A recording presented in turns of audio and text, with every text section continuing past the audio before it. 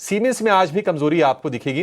Mister रुद्रमूर्ति, siemens से हमने देखा था कि 3,000 रुपए के ऊपर जाने के बाद थोड़ा बाइंग इंटरेस्ट आया था सीमेंस के शेयर में, लेकिन घूम फिर के शेयर लगभग लगभग वहीं पर आ गया। सीमेंस क्या और गिरेगा?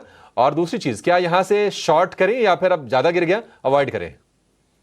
Abhishek ji, crucial support tha around 3,100 and now that 3,080 recent low is getting tested. मेरे को ये स्टॉक 3,080 का नीचे गया तो डेफिनेटली वीकनेस है एंड शॉर्टिंग के लिए अच्छा कैंडिडेट है, बट मैं ओवरऑल मार्केट पर बाय ऑन डिप स्ट्रेटजी पर है और I am bullish on overall market. Last 2 days का ट्रेडिंग एक्शन भी the 25,000 level on Nifty is strongly holding. So I am not in the camp where I want to short this market, but still if there are people who want to hedge their long portfolio, नहीं तो आप short ही करना है, नहीं तो आपका पास long है और उसको हेड्ज करना है, तो definitely on the short side siemens is weak and short term के लिए you can look at targets of around 2,800 to eventually come on Siemens. So once it breaks this crucial support of around 3,080, yes, stock can go down and it can test those levels of 2,800, 2,820.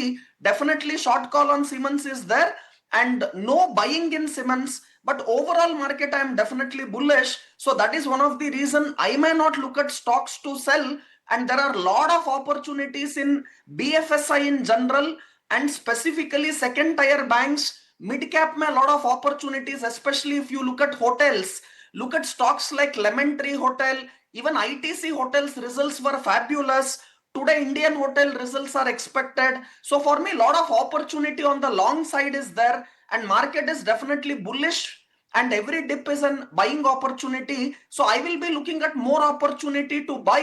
And if you want to short, yes, Siemens is a stock which looks very, very weak. And once it breaks that support, yes, lower levels is definitely possible on Siemens. Sir hotel stocks पे जो है ज़रूर जो है रुद्रमूर्ति sir की जो है राय है, और ऑफ कोर्स अर्निंग्स भी आने वाले धीरे धीरे करके। सीमेंस की सेल कॉल जो थी कल शरण ने भी दी थी, और आज अगर आप कैपिटल गुड्स से बात करें तो एबीबी पे भी नज़र रखिएगा कि ग्लोबल कंपनीज़ की अर्निंग्स आने वाले हैं, जहाँ पे वो भारत के मार्केट के क्या गाइडेंस है उस पर भी नज़र रहेगी। लेकिन हालांकि अभी स्टॉक देखें तो वॉलेटाइल ज़रूर है। लेकिन अब हम चलते हैं हमारे खास सेगमेंट में, ऑप्शंस के चैंपियन में।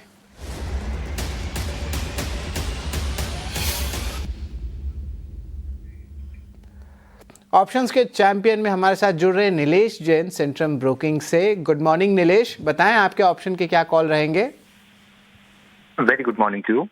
देखिए, ऑप्शंस के अंदर अगर हम लॉन्ग साइड में फोकस कर रहे हैं, सबसे पहले एफएमसीजी कंजम्पशन स्पेस में थोड़ा सा अट्रैक्शन हमें देखने को मिल रहा है। इस हिसाब से मार्केट में थोड़ा सेक्टर रोटेशन हम देख रहे हैं, जिसके चलते डिफेंसिव पर फोकस लौटता हुआ नजर आ रहा है। तो कंजम्पशन स्पेस में से ब्रिटानिया ये पर्टिकुलर काउंटर है, जहाँ पे लगातार एक series of height and height formation बनता हुआ नजर आ रहा है। स्ट्रक्चर पॉजिटिव है यहाँ पे एंड ऊपरी स्तरों पर 5,950 6,000 तक के लेवल हम जुलाई सीरीज में एक्सपेक्ट करके चल रहे हैं।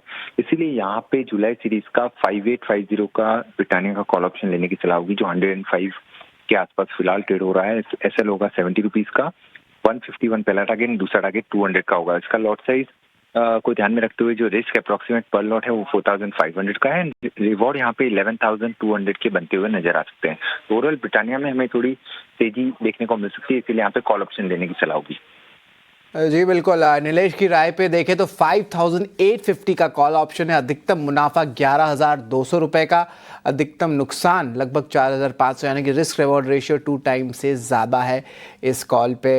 एंड ऑफ कोर्स धन्यवाद नीलेश, आपकी जो कॉल है ब्रिटानिया पे, इस पे जो है हमारी नज़र ज़रूर रहेगी। लेकिन याद रखिए, जब वायदे बाज़ार में आप ट्रेड करते हैं तो अपने वित्तीय सलाहकार से जो है ज़रूर पूछें ये ट्रेड क्या रहेगा। याद रखिए 9 में से 10 जो ट्रेड्स आते हैं वो प्रॉफिटेबल नहीं भी रहते हैं, तो इस पे भी जो है नज़र रहेगी और कॉशन एक्सरसाइज आप ज़रूर करें। लेकिन चलिए